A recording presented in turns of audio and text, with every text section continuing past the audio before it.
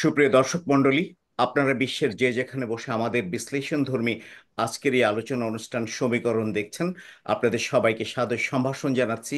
আমি ইকবাল কবির, কানাডা থেকে। আপনারা জানেন, বৈষম্য বিরোধী ছাত্র আন্দোলন আহ, আজকে তাদের সর্বশেষ কর্মসূচি ঘোষণা করেছে। তার মধ্যে তারা আজকে বিক্ষোভ কর্মসূচি পালন করবে এবং আগামীকাল থেকে তারা অসহযোগ আন্দোলন এর ডাক দিয়েছে। এবং এই অসহযোগ আন্দোলনকে সফল করার জন্য দেশের সর্বস্তরের জনসাধারণকে তারা শরিক হতে বলছে। আমরা এই বিষয়ে আমাদের আলোচনার জন্য আজকে স্টুডিওতে সংযুক্ত রয়েছেন ডawson কলেজের professor doctor Abid Bahar. Doctor Abid Bahar leadership in politics, অর্থাৎ নেতৃত্বের নৈতিকতা বিষয়ে উনি জ্ঞানদান করেন, অনেক বই লিখেছেন। বাংলাদেশ এবং বিশ্বের বিভিন্ন জায়গার রাজনৈতিক প্রেক্ষাপটে ওনার লেখা বই বেশ প্রশংসিত হয়েছে। আমাদের দেশের আজকের এই ক্রান্তি লগ্নে আমরা আবিদ বাহারের কাছে জানতে চাইব কিছু প্রশ্ন। কোন দিকে যাচ্ছে এই আন্দোলন? অসহযোগ আন্দোলন কি কি প্রভাব ফেলতে পারে? তার আগে আমরা স্বাগত জানাচ্ছি জনাব আবিদ বাহার। আমাদের সঙ্গে সংযুক্ত হওয়ার জন্য আপনাকে স্বাগত এবং অনেক ধন্যবাদ জানাচ্ছি। আপনি ইতিমধ্যেই দেখেছেন যে একটি ভিডিও বার্তার মধ্যে আহ, বৈষম্য বিরোধী আন্দোলনের এক সমন্বয়ক, তিনি জাতির কাছে, সমস্ত দপ্তরের কাছে, রাজনৈতিক নেতৃবর্গ এবং জনসাধারণের প্রতি আহ্বান জানিয়েছেন তাদের এই অসহযোগ আন্দোলন সফল করতে। দেশের এইরকম একটি ক্রান্তি লগ্নে এই অসহযোগ আন্দোলন কি কি প্রভাব ফেলতে পারে, যদি একটু বলতেন। অনেক ধন্যবাদ আমাকে আপনি এইসব প্রশ্নগুলা আহ, নিয়ে বিস্তারিত আলোচনার জন্য করতে সামনে এনেছেন। তো আমি এই বাংলাদেশের পরিস্থিতি খুব ক্লোজলি অবজার্ভ করছি। আমরা বিদেশে থাকলেও আমাদের প্রাণ যেন বাংলাদেশে রেখে আসছি, এবং একজন প্রাক্তন মুক্তিযোদ্ধা হিসাবে যখন বাংলাদেশে গণতন্ত্রকে নিয়ে খেলা শুরু হয় রাজনীতিবিদরা, তখন আমাদের যেন এইখানে থেকে আমাদের মনের কষ্টটা খুব বেশি পাই বিদেশের থেকেও। তো এখানে অনেক কথা বলা যায়, কিন্তু কয়েকটা কথা খুবই ইম্পর্টেন্ট এই প্রসঙ্গে। সেটা হচ্ছে, বাংলাদেশে বর্তমানে যে কোটা নিয়ে আন্দোলনটা হচ্ছে, সেটাতে it's a right step forward, কিন্তু কতগুলো সমস্যা আছে সেখানে। এখানে কোনো বিশেষ লিডারশিপ আমরা সামনে দেখছি না। যারা লিডারশিপে আছে তারা কোনো অর্গানাইজড গ্রুপের মাধ্যমে যাচ্ছে না। সেই জন্য ভবিষ্যতে এটা কোন ডিরেকশন নেবে সেটা নিয়ে আমার একটু ডাউট আছে। তো আন্দোলনটা খুবই সঠিক। কোটা সিস্টেম যেটা করতে চেয়েছে শেখ হাসিনা, সেটা খুবই ক্ষতিকর বাংলাদেশের জন্য।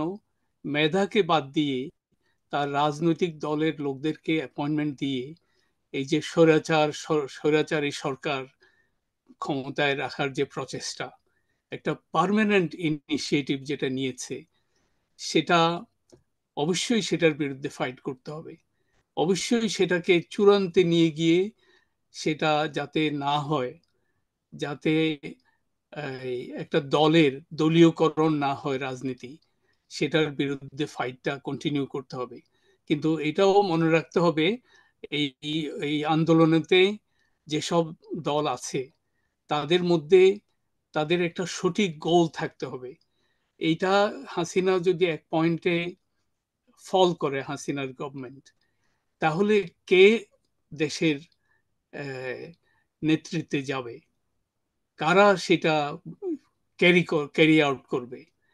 এইখানে এইসব জিনিস যদি এখন থেকে অর্গানাইজড ভাবে না হয়, তাহলে যেহেতু ভারত হাসিনার পিছনে আছে, এবং এটা this is a big factor.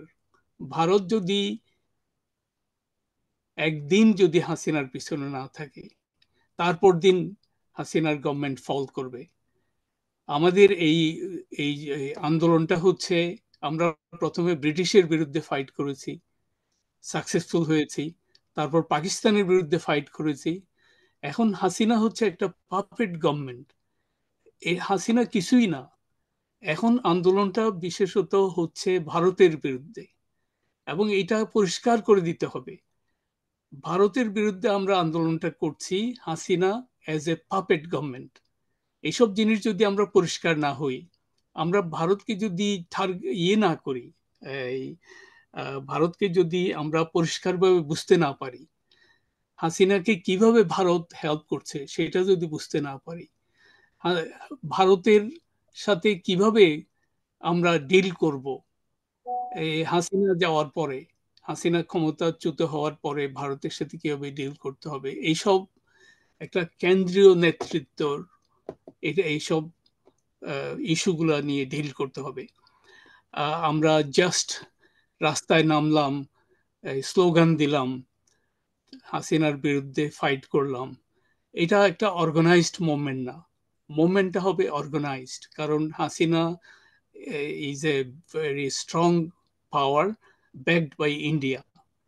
সুতরাং আমরা কোন দিকে যাচ্ছি সেই ডিরেকশনটা আমাদের জানতে হবে, আমাদের অবস্টেকল গুলা কি সেগুলা জানতে হবে, এবং সেগুলো কিভাবে সরানো যায় থ্রু নন ভায়োলেন্ট মুভমেন্ট। এখন এইগুলো যদি আমরা বুঝতে না পারি, তাহলে দেখা যাবে আমাদের আলটিমেটলি এই কোটা সিস্টেমের যে movement, which is a genuine movement, which is A rational and fair movement, এটা দেখা যাবে এক পয়েন্টে এরা জাস্ট ভ্যানিশ হয়ে যাবে। সুতরাং আমাদের ফিউচার চিন্তা করে, টার্গেট করে, এই ইস্যুগুলা কি এবং কারা সামনে আছে। আমাদের তো এমন কোনো নেতা নেই যে সিঙ্গেল হ্যান্ডেডলি এটাকে ডিল করছে। ছাত্ররা ভেরি স্ক্যাটার্ড। আমি এটা নিয়ে একটু চিন্তা করি যে এই মুভমেন্টটা কি কোন দিকে যাচ্ছে কেউ জানে না, ছাত্ররা মারা যাচ্ছে। এখন এটার সাথে কি বিএনপি আছে না জামাত আছে, আর এদের নেতা কারা? নেতা তো থাকতে হবে। আমি নেতৃত্বের উপরে, লিডারশিপের উপরে পড়াই। You have to have a leader. হ্যাঁ, লিডার ছাড়া একটা আন্দোলন সামনে যেতে পারে না। তো এইসব কনসার্ন গুলো আমার মধ্যে আছে। আমি এগুলো নিয়ে চিন্তা করি যে যেমন বর্তমানে তো the the opposition party, major opposition party হচ্ছে বিএনপি। এখন বিএনপি কে কারা লিড করছে, বিএনপি এটার মধ্যে কতটুকু সক্রিয়, এবং বিএনপির প্রতি সবার সাপোর্ট আছে কিনা অ্যাজ এন অপোজিশন পার্টি।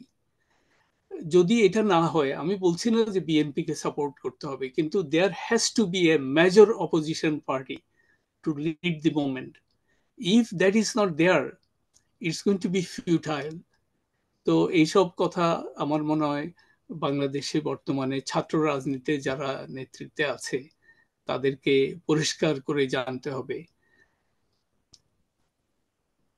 তো আমি আপনি আমি একটা একটা বিষয় আপনার কাছে খুব ক্লিয়ার জানতে চাচ্ছি, সেটা হচ্ছে যে যে কোনো আন্দোলনের পর্যায়ক্রমিক যে ধারাবাহিকতা এবং এই ধারাবাহিকতার শেষ যে আমরা যা কিছু আগে দেখেছি, ইভেন দো আমরা যতটুকু জানতে পেরেছি পড়াশোনা করে, 70 সালেও এরকম একটি বড় ও পদক্ষেপ নেওয়া হয়েছিল, এবং সেই পদক্ষেপটা ছিল হচ্ছে অসহযোগ আন্দোলন।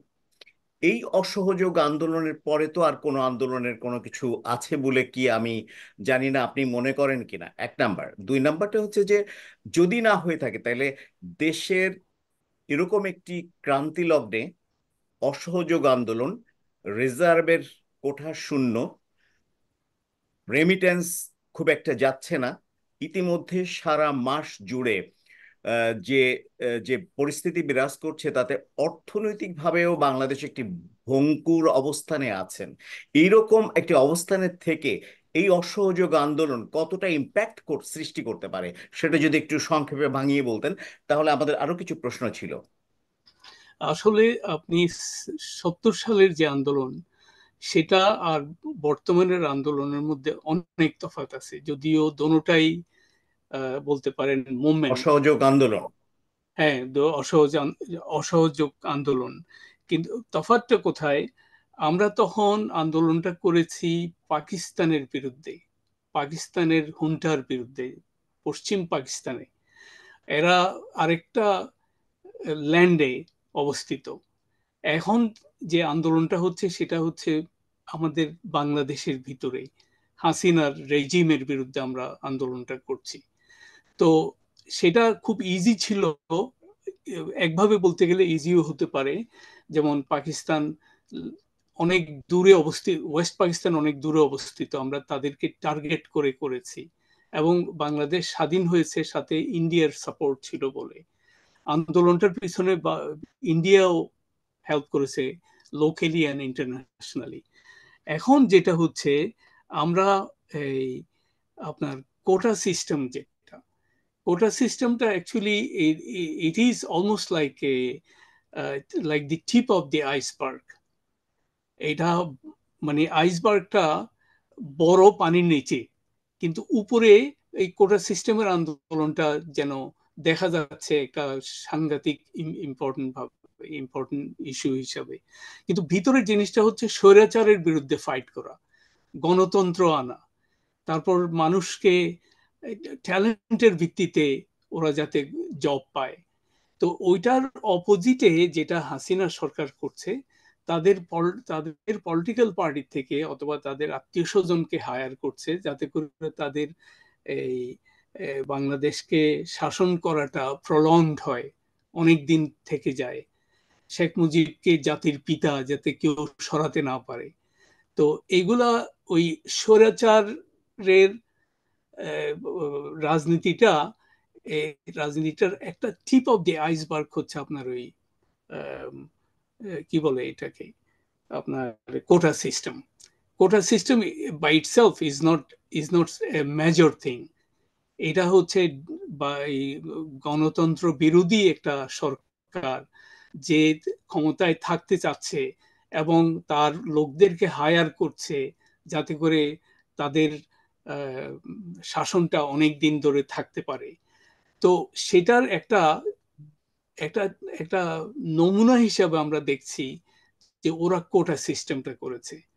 তো কোটা সিস্টেমের মাধ্যমে আপনার সেখানে ট্যালেন্টেড লোকরা চাকরি পাচ্ছে না, যারা মানে যারা দেশে কন্ট্রিবিউট করতে পারে তাদের মতো লোক কিছু পাচ্ছে না, তাদের হায়ার্ড হচ্ছে না। তো এটা হচ্ছে স্বৈরাচার শাসকের একটা নমুনা। কিন্তু আমাদেরকে ডিপ লেভেলে চিন্তা করতে হবে। এটার প্রসঙ্গে আমি আরেকটু হিস্ট্রিতে যাই, হিস্টোরিক্যাল কনটেক্সটে। তো আমার তো একটা বই বের হয়েছে এই গত বছরের শেষের দিকে, অক্টোবর মাসে, হুম হুম। আমার যতটুকু মনে পড়ছে, ভেরি রিসেন্ট। এই বইটার নাম হচ্ছে ফরবিডেন ট্রুথ। এটা ইন্টারনেটে আপনার টাইপ করলে ফরবিডেন ট্রুথ। আচ্ছা। আচ্ছা। ফরবিডেন ট্রুথ, ওকে। এটা ফরবিডেন ট্রুথ টাইপ করে আমার নাম দিলে আবিদ বাহার এই বইটা চলে আসবে। হুম হুম। এবং এটা অ্যাবাউট 10 ইয়েতে, 10 লিঙ্কে পাওয়া যাবে, ইনক্লুডিং আমাজন। আচ্ছা। তো এই আমি কি করেছি, এই শেখ মুজিবুর রহমানকে প্রথম ভলিউমে দিয়েছি, একেবারে তার জন্ম থেকে মৃত্যু পর্যন্ত। তারপরে শেখ হাসিনা, ভলিউম 2 হচ্ছে শেখ হাসিনার উপর, এবং এটা মোস্ট কন্টেম্পোরারি পলিটিক্স নিয়ে আলাপ করেছি। এখন কথা হচ্ছে, আমি শেখ মুজিবের উপরে কথাটা টানলাম কেন এই মুহূর্তে, সেটা হচ্ছে শেখ মুজিব তো পলিটিক্সে যখন আসছে তার অনেক কিছু প্রবলেম ছিল আগরতলা ষড়যন্ত্র মামলার আগ পর্যন্ত। এবং আগরতলা ষড়যন্ত্র মামলা থেকে যখন রিলিজড হলো, তাকে ওই তুলসী পাতা দিয়ে যেন তাকে সব তার আগের ঘটনা, আগের যত রকম সমস্যা করেছিল, ইভেন খুন করেছে সে পার্সোনালি, শাহেদ আলীর কে খুন করেছে ইয়েতে, সংসদে চেয়ার থ্রো করে। তারপরে এরপরে অনেকগুলো মিটিং, মিছিলের ইনোসেন্ট লোকও মারা গেছে। এগুলো সব বই পুস্তকে পাওয়া গেছে, আমি এগুলো সব তুলে ধরছি। এখন শেখ মুজিবকে, এই শেখ মুজিব ইয়েতে ছিল না, এই যুদ্ধের সময় বাংলাদেশে ছিল না, সে সারেন্ডার করে পাকিস্তানে চলে গেছে। হ্যাঁ, হি ওয়াজ এ হিপোক্রেট। তাকে এগুলো কোয়েশ্চেন করা দরকার ছিল। জাতির এরকম ক্রান্তি লগ্নে, যেখানে একটা একটা সার্ভাইভাল এর জন্য যুদ্ধ চলছে একটা জাতির, সে কিভাবে সারেন্ডার করে পাকিস্তানে চলে যায়। এগুলো রিরাইট করা হয়েছে। আপনার এই বইয়ের যে ফ্রন্ট পেজে যে ছবিটা দেখবেন, এটা হচ্ছে ওই মেহেরপুর বলে একটা জায়গা আছে যেটার নাম দিয়েছিল মুজিবনগর, যেটা শেখ মুজিবুর রহমান কোনোদিন ভিজিট করে নাই, because he knew that he was away and he was not in favor of an independent country. এখন এইখানে যে ছবিটা, এই মেহেরপুরে, মেহেরপুরে এই ইয়ে করেছে ওরা, একটা স্ট্যাচু তুলেছে। এই স্ট্যাচুটা এক্স্যাক্টলি এই ছবিটাই। সেখানে দেখা যাচ্ছে শেখ মুজিবুর রহমান, ওই নিয়াজি সারেন্ডার করেছে শেখ মুজিবুর রহমানের কাছে, হুইচ ইজ এ টোটাল লাই। এগুলো নিউ জেনারেশনের কাছে দেখানো হচ্ছে যে শেখ মুজিব এখানেই ছিল, এখানেই সে ফাইট করেছে। তো যে লোকটা যুদ্ধের ব্যাটল ফিল্ডেই ছিল না, তাকে জাতির পিতা করা হয়েছে। এখন বাংলাদেশে একটা একটা ল পাস করেছে, এটা আপনি জানেন কিনা জানেন না। ওই লতে আপনি যদি স্বাধীনতা যুদ্ধের বিরুদ্ধে বলেন অথবা শেখ মুজিবুর রহমানের বিরুদ্ধে বলেন, আপনার 8 বছরের জেল এবং বিরাট অঙ্কের ফাইন করবে। এটাতে তো আমি পড়েই গেছি, আমি তো আমার বইটাই লিখছি শেখ মুজিবুর রহমান, এগুলো ডিটেল দিয়েছি। তো ওই হাসিনা বারবার বলছে, সে কন্টিনিউ করছে শেখ মুজিবের বাকশালকে। বাকশাল একদলীয় যে সরকার করেছিল, এখন শেখ মুজিবকে ওরা একটা ফিগার হেড করে জাতির পিতা বানায় রাখতে চায়। আপনাকে ওই যে বললাম টিপ অফ দি আইসবার্গ, ওইখানে নিচে কিন্তু অনেক কিছু রয়েছে যেটা আমরা নিউ জেনারেশন অনেক কিছু জানে না। ওই ফিগার হেড হিসাবে আওয়ামী লীগের জাতির পিতা হিসেবে, বাংলাদেশের জাতির পিতা বলে, কিন্তু আসলে এটা দিয়েছে আওয়ামী লীগ। তো এটা কোনো রেফারেন্ডাম হয়নি যে উনাকে জাতির পিতা দেবে। জাতির পিতা অ্যাকচুয়ালি হওয়ার ডিজার্ভ করতেছিল মৌলানা ভাসানী। হ্যাঁ, কিন্তু শেখ মুজিব না, তো ওইটা বেটা। ওইটা ভিন্ন আলোচনা, আমরা ওখানে এখন যাচ্ছি না। আমি জানতে চাচ্ছি যে এই আন্দোলনটা আদৌ সফল হবে কিনা, যদি না হয় তাহলে কি হবে, একটু সংক্ষিপ্ত, কারণ আমার সময় খুব একটা নেই, আরো দুটো প্রশ্ন আছে। আচ্ছা, আমি এই কথাটা যে রেস্ট আনলাম এটা একটু করে শেষ করে দেই। তো আমার কথা হচ্ছে, হাসিনা ফলো করছে ওর বাবার একদলীয় সরকারের সিস্টেমটা। শেখ মুজিবের সময় 30,000 লোক মেরেছে মাত্র 3.5 বছরে। কিন্তু এগুলো সব আমরা অনেকেই জানি না। ইট ওয়াজ এ রিপ্রেসিভ গভর্নমেন্ট। তো হাসিনা এটা কন্টিনিউ করে যাচ্ছে। এখন কথা হচ্ছে, এই শেখ মুজিবকে তো ওই আর্মি কুর মাধ্যমে মারা গেছে। এখন Hasina is following the same trend, কিন্তু হাসিনা আর একটু কেয়ারফুল হয়ে গেছে। শেখ মুজিব কেয়ারফুল ছিল না, সেই জন্য তাকে আর্মির ইয়াং মেজররা মারতে পারছে। হাসিনাকে ইন্ডিয়া 100% ব্যাকিং দিচ্ছে।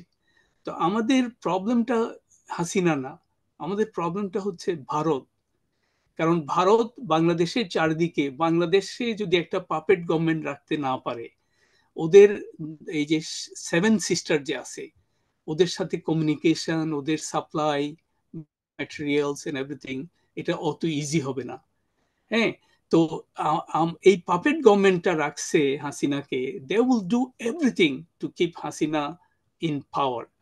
তো এখন কোটা সিস্টেমের যে কথাটা বলছেন, আমি আবার বলছি, এটা just tip of the iceberg. But ডিক্টেটরদের ব্যাপারে একটা ছোট ইস্যু থেকে অনেক বড় হয়ে যায়। এবং আমি আফ্রিকার ডিক্টেটরদের কিভাবে ফল হয়েছে এটা ভিডিওতে দেখতেছিলাম। এই ছোট একটা ঘটনা হয়েছে, এটা থেকে পুরো নেশন ইউনাইটেড হয়ে গেছে। তো এই quota system must be that a small thing, but it might turn into not a small thing actually, but মনে হচ্ছে স্মল থিং, এটাতে পুরা জাতি এখন আওয়ামী লীগের বিরুদ্ধে যাচ্ছে, which is a great thing. But we also have to remember India is behind Hasina, so how to deal with that?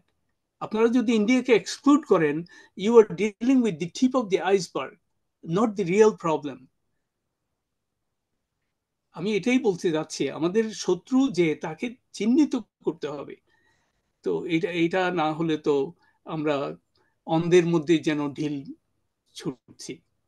আমি মনে করি আমাদেরকে আর একটু কনসাস হতে হবে। We have to know the enemy and fight against the enemy, of course through non violence. তার মানে আপনি এই আন্দোলনটাকে যেভাবে মানে স্টুডেন্ট প্রোটেস্টরসরা বলছে, আপনি সেই দৃষ্টিকোণ থেকে দেখছেন। আপনার কাছে মনে হচ্ছে যে শেখ হাসিনা অনেক শক্তিশালী, বিকজ তার পিছনে একটা ব্যাকআপ আছে অনেক বড়। সো এই কারণে এই আন্দোলনটার ভবিষ্যৎ কি হতে পারে, আপনি এটা আমাকে যদি একটু ক্লিয়ার বলতেন দর্শকদের উদ্দেশ্যে। অবশ্যই এরকম কতগুলো গভর্নমেন্ট আছে, যেমন মিয়ানমারের পিছনে রয়ে গেছে চায়না। চায়নার বিশাল ইনভেস্টমেন্ট আপনার মিয়ানমারে। যদি ডেমোক্রেটিক গভর্নমেন্ট হয়, তাকে মিয়ানমারকে ইজিলি হ্যান্ডেল করা যাবে না। সেই জন্য চায়নার ইন্টারেস্ট হচ্ছে সেখানে একটা ডিকটেটরিয়াল গভর্নমেন্ট রাখা।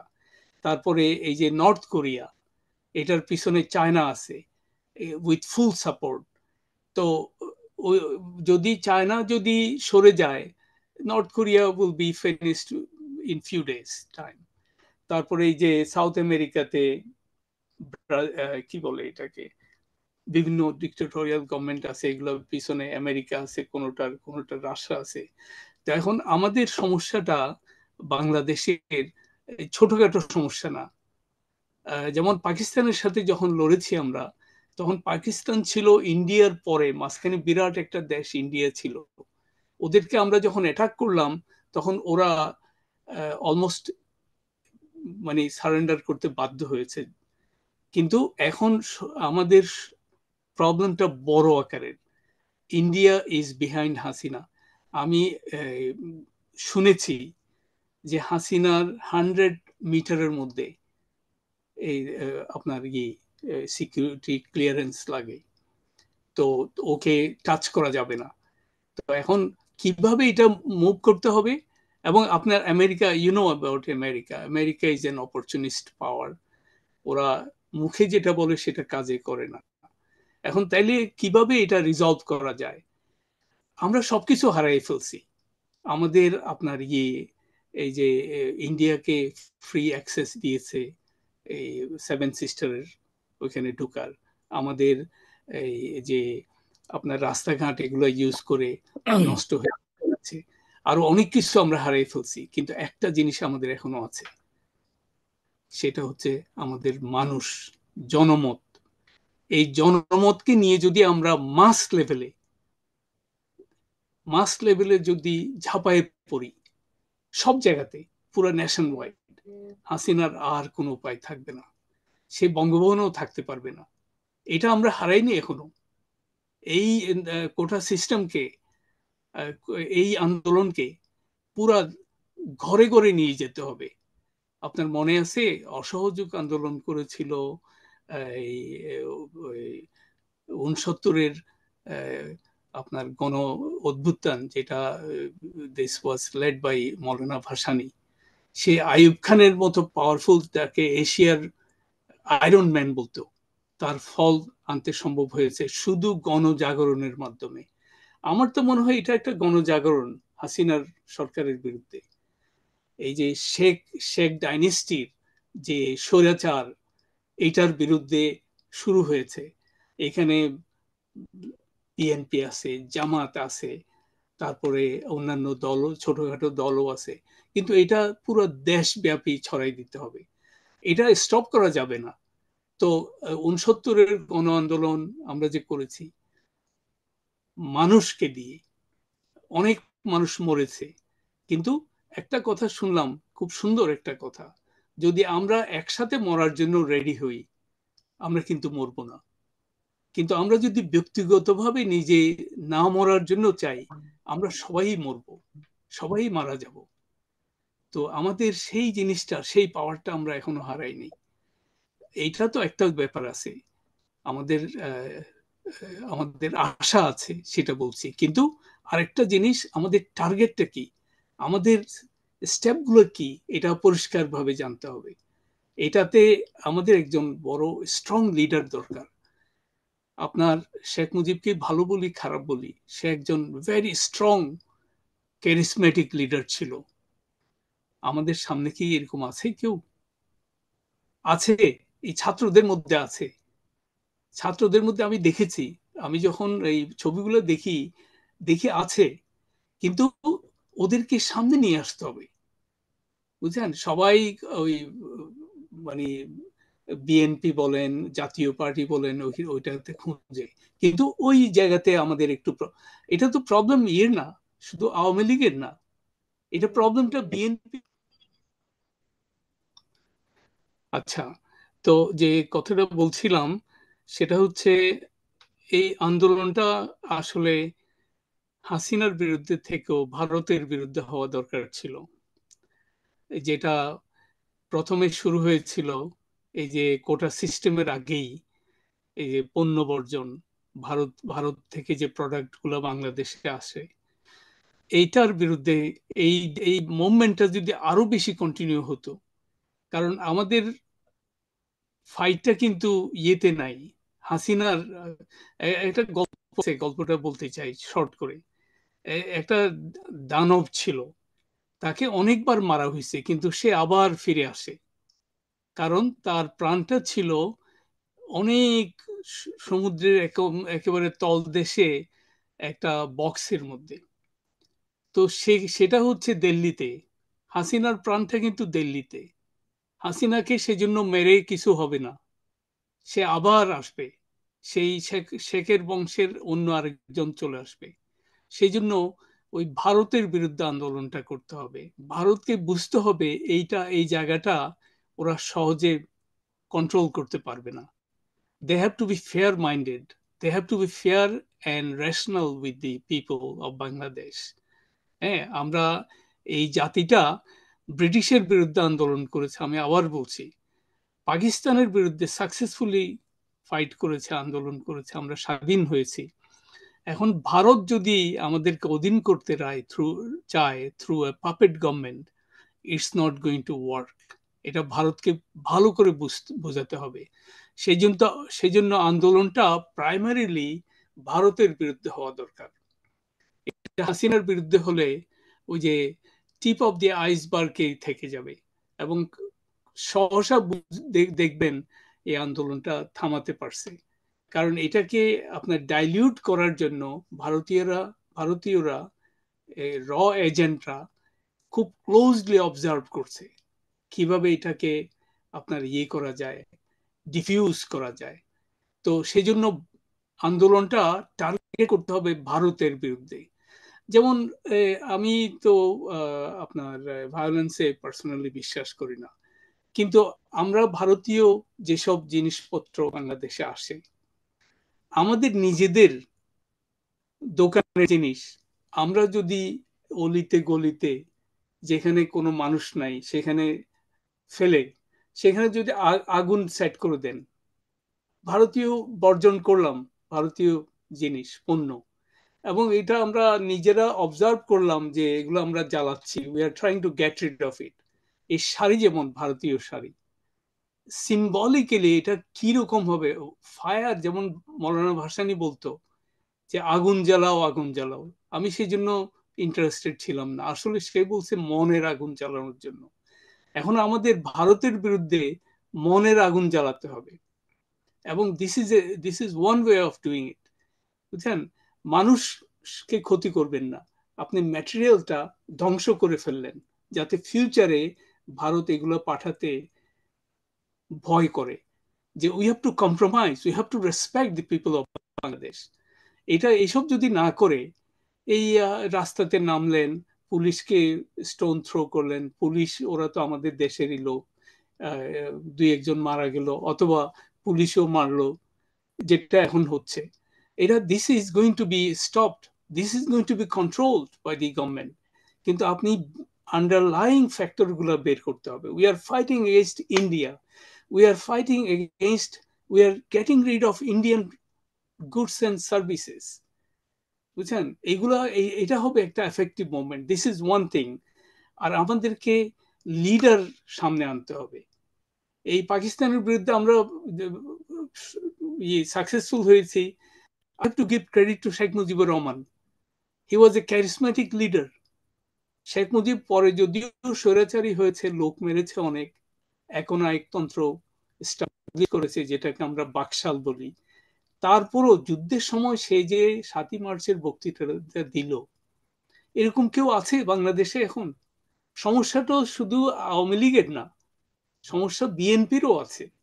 They don't have effective leaders, powerful leaders. এখন শেখ মুজিব যখন পাকিস্তানে চলে গেছে, লিডার তো আসবেই। জিয়াউর রহমান সামনে চলে আসছে না? We have to allow people to come forward. আপনার লিডার কিন্তু চলে আসে, আমরা তো দেশকে ভালোবাসি, সেই জন্য দেখবেন যে নতুন লোক লিডার চলে আসবে, ওই লিডার বেছে সামনে নিয়ে আসতে হবে। উই তার হ্যাভ মানে টু আপনি রেসপেক্ট। আপনি আপনি যেটা বলতে চাচ্ছেন সেটা হচ্ছে যে বাংলাদেশে এখন নেতৃত্বের বড় একটি সংকট রয়েছে। অবশ্যই অবশ্যই, সেটার জন্যই কিছু হচ্ছে না। আপনার পাওয়ারটা হচ্ছে, there has to be balance.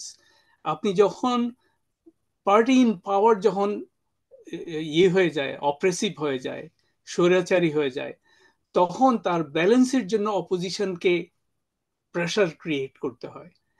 And there is not enough pressure created by the BNP. সেটাই তো সমস্যা। প্রবলেম একটা না, প্রবলেম দুটাই। সেই জন্য আপনার অপোজিশন পার্টিটা থাকে কেন? To fight against oppressive an oppressive regime. তো সেই জন্য তো এটা এতটুকুতে চলে আসছে। এবং আমরা যে স্টুডেন্টরা চলে আসতেছে কেন? Because we love the country, our country. স্টুডেন্টরা এক পয়েন্টে ওরা তো আসেনি, ওরা আসতে বাধ্য হয়েছে। But so we can ask this question, is BNP leading the movement, or it's an obstacle? Is it a pathfinder, or it's an obstacle? Obstacle যদি হয়, obstacle এরকম হতে পারে যদি ওরা enough leadership দিতে না পারে, it's an obstacle. If they cannot bring forward, spirited leaders, তাহলে তো it's an obstacle. আপনি আমার কথাটা বুঝতে পারছেন আমি আশা করি। So hmm. I am a sympathizer of the BNP party, কিন্তু আমি বিএনপি করি না, আমি জীবনেও কোনোদিন করি নাই। আমি জিয়া রহমানকেও দেখি নাই, খালেদার সাথেও আমার পরিচয় হয়নি। But I like the party that was established by Zia Rahman. আমি প্রথমে উনাকে পছন্দ করতাম না, পরে দেখি he was an honest person, he was a patriot, যেটার কারণে হয়তো ওনাকে মারা হয়েছে। এখন কথা হচ্ছে, ওই গেটটা যদি বন্ধ না থাকে, you will find there will be leaders like you, like some other people, genuinely dedicated to the country. এখন সেই জন্য আমাদের বুঝতে হবে, we need leaders, we need spirited leaders. সেই জন্য যে পার্টি অপোজিশন আছে তাদেরকে সামনে আনতে হবে। তাদের মধ্যে ট্যালেন্টেড লিডারদেরকে সামনে দিতে হবে। যদি না দেয়, এইভাবেই থাকবে। এই কোটা আন্দোলন হবে, পরে ঠান্ডা হয়ে যাবে। 18 সালে তো হয়েছিল, ওইটা ঠান্ডা হয়ে করে দিছে, লোকও মারা গেছে আমার যা মনে পড়ছে। এইবারও সেম থিং, আরো বেশি হয়েছে। দেখবেন eventually it will be crushed, it will be forgotten. কিন্তু you have to have you have to open the door for. বিএনপিতে অনেক ভালো ভালো লিডার আছে, আমি চিনি ওদেরকে, আই অ্যাপ্রিসিয়েট দেম। আমি বিএনপির কথা বলছি কেন? Not because I support it, but that's the opposition, two oppose the government, যে আপনার দেশকে ধ্বংস করে দিচ্ছে, ভারতের পাপেট গভর্নমেন্ট হয়ে গেছে। ওটা ব্যালেন্স করার জন্য ইউনিট এ লিডার। আপনাকে একটা এক্সাম্পল দেই। আপনি জানেন খমেনি ফ্রান্সের থেকে এই ক্যাসেট পাঠায়ে পাঠায়ে ইরানের রেভলিউশনটা করেছে। শুধু ওই ক্যাসেট গুলা রাস্তাঘাটে বিক্রি হতো, সবাই শুনে শুনে পাগল হয়ে গেছে। Is there a leader in the country or outside এরকম ডাক দিতে পারবে? Is there leader like Sheikh Mujibur Rahman against Pakistan? I don't think so. I don't think so. You need a leader. If you don't have that, forget it. We continue to remain as a puppet, as a কি বলে এটা, puppet একটা দেশ থাকবে যেটা লন্ডি দর্জি ছিল যে আপনার ইয়েতে, যে লোকটা ইন্ডিয়াতে তার দেশকে বিক্রি করে দিছে। হাসিনা তো তাই করছে। ইন্ডিয়া তো আপনার ইয়েকে ট্রাই করেছে, নেপালকে, কিন্তু নেপাল তো রেজিস্ট করেছে এবং নেপাল ইন্ডিয়াকে রিজেক্ট করেছে। So is there, are there leaders that can save হ্যাঁ, আস? আমি আমি আপনার সাথে এখানে আরেকটি জায়গায় যোগ করতে চাই। সেটা হচ্ছে, আমরা দেখেছি পিটার হাস নির্বাচনের সময় বেশ দৌড়দৌড়ি করেছিলেন, এবং উনি একটা পর্যায়ে যে বলেছেন যে বাংলাদেশে দুটি প্রধান দল, আওয়ামী লীগ এবং বিএনপি। সো এই জায়গা থেকে বেরিয়ে তৃতীয় একটি দলের সম্ভাবনা আমি দেখছি আজকে কিংবা কালকে বাংলাদেশে। এই দলের বাইরে নতুন একটি দলের উত্থানের কথা উনি বলেছেন। এ ব্যাপারে আপনার মতভাব, মানে মনোভাবটা কি, কি হতে পারে, মতবাদটা কি? হ্যাঁ, লিডারশিপ, পলিটিক্যাল পার্টিগুলো এমন ভাবে কাজ করে, এটার মধ্যে লয়ালিটির একটা প্রশ্ন থাকে। এবং আপনার এটা যে কেউ চাইলে লিডার হতে পারে না, যত পাওয়ারফুল হোক। The party makes, selects or makes a person a leader in the party, within the party. ওইটা ইলেকশনের মধ্যে পাওয়ারে গিয়ে অথবা থ্রু এজিটেশন ওরা এই ন্যাশনাল লিডার হয়ে যায়। তো যেমন হয়েছিল শেখ মুজিবুর রহমান, মৌলানা ভাসানী, এইসব লোকরা, জিয়াউর রহমান। এখন কথা হচ্ছে আমাদের দেশের যে পলিটিক্যাল পার্টিগুলা, এগুলা আপনার ডাইনেস্টির মাধ্যমে চলছে। They they promote dynasty. Same thing Awami League, and it's the same thing with BNP. হ্যাঁ, আমি মির্জা ফখরুল আলমের সাথে এরকম অনলাইনে একই সাথে মিটিং করেছি, আরো বড় বড় বিএনপি নেতাদের সাথে।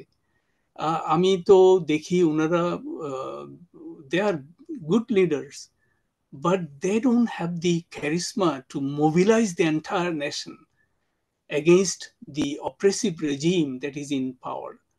তো আমাদেরকে, আপনাকে বললাম, জিয়াউর রহমান চলে আসছে সামনে। যখন শেখ মুজিব পাকিস্তানে চলে গেল, almost for a month there was no leader. এটা আপনি জানেন। যখন শেখ মুজিব সারেন্ডার করে পাকিস্তানে চলে গেল, there was no leader. The Bangladeshis were leaderless people. হ্যাঁ, সেই সময় তো উঠে আসলো একজন, সে ঘোষণা করলো যে বাংলাদেশ আজ থেকে স্বাধীন, এই যে কালুরঘাটের ওখানে। এই লোকটা তো কিছুই ছিল না, he was a simple major, but there was some scope. সে, তার সাহস, তার ডেডিকেশন, তার বউ বাচ্চারা আপনার ক্যান্টনমেন্টে, সে ঝাঁপায়ে পড়ছে আপনার যুদ্ধের জন্য। কিরকম স্যাক্রিফাইস হতে পারে?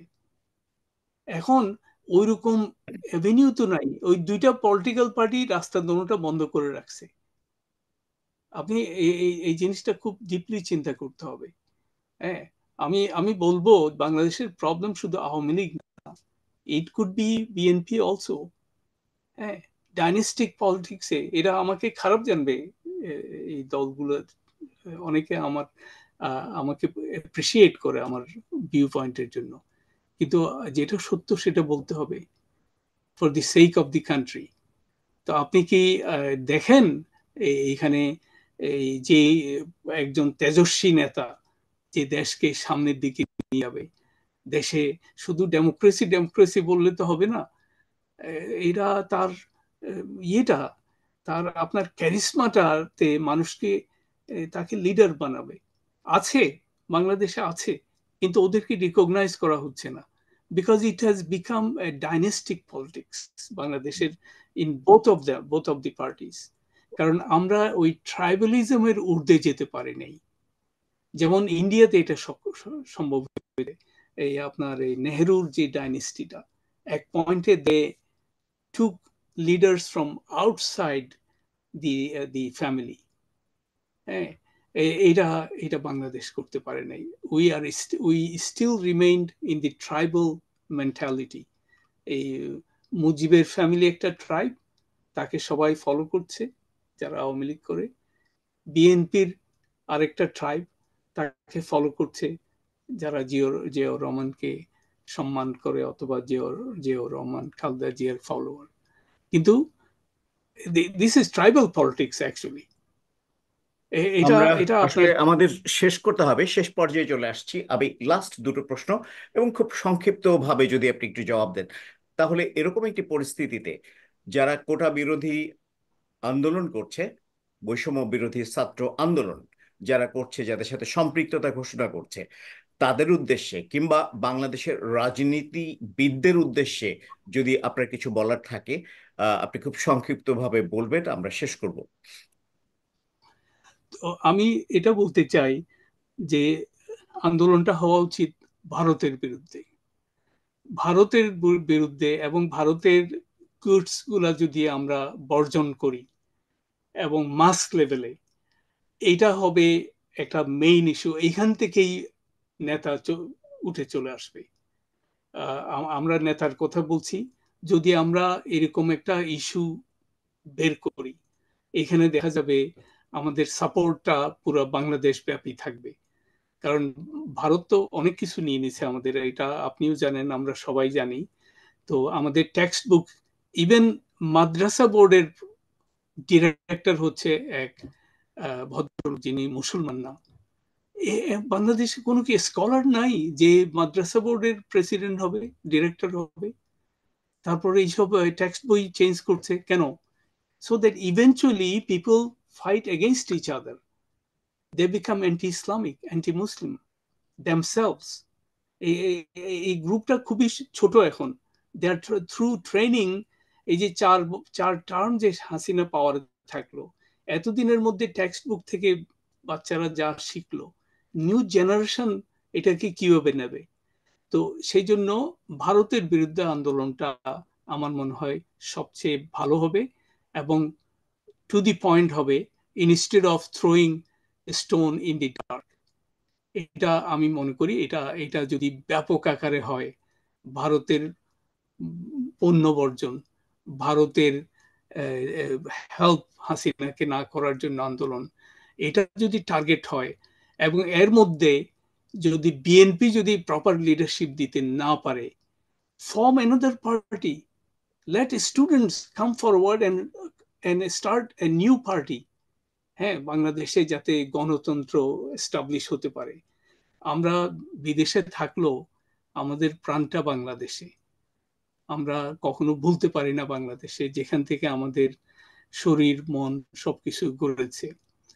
সেই জন্য আমাদের শুধু এখান থেকে এই কথাগুলো বলা ছাড়া আর কিছু কোনো ভাবে বাংলাদেশকে হেল্প করতে পারবো না।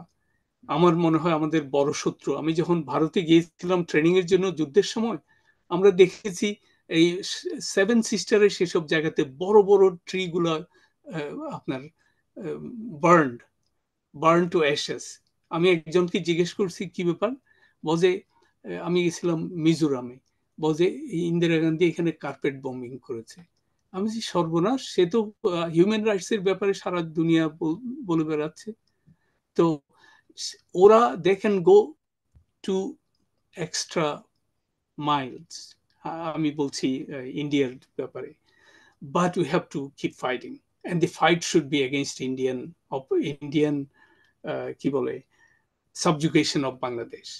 ইন্ডিয়া কিভাবে সাবজুগেট করছে বাংলাদেশকে, সেটা আমাদের নিজেদেরকে অবহেলিত সরি নিজেদেরকে ইনফর্ম করতে হবে, এবং আন্দোলনটা ওই ডিরেকশনে যদি যাই, আমরা ফেল করার কোনো প্রশ্নই হয় না। এটা ধন্যবাদ। আমি সবাই, থ্যাংক ইউ ভেরি মাচ ধন্যবাদ। ফর গিভিং সুপ্রিয় টাইম। দর্শক মণ্ডলী, আপনারা এতক্ষণ বিজ্ঞ আলোচকের আলোচনা শুনলেন। আমরা বিশ্বাস করি জনগণ সকল ক্ষমতার উৎস। আমরা বিশ্বাস করি বাংলাদেশ একটি সুখী, সমৃদ্ধি, শক্তিশালী একটি বাংলাদেশ হবে। আপনারা যারা আলোচনা এতক্ষণ শুনলেন, এই আলোচনা থেকে সঠিক সমীকরণের ভার আপনাদের উপরে ছেড়ে দিলাম। সবাইকে আরেকবার ধন্যবাদ জানাচ্ছি। আমি ইকবাল কবির। জনাব বাহার, আপনাকেও ধন্যবাদ এতক্ষণ সঙ্গে থাকার জন্য। সবাইকে ধন্যবাদ জানাচ্ছি। খোদা হাফেজ। সবাই ভালো থাকবেন, সুস্থ থাকবেন এবং সুরক্ষিত থাকবেন। অনেক ধন্যবাদ।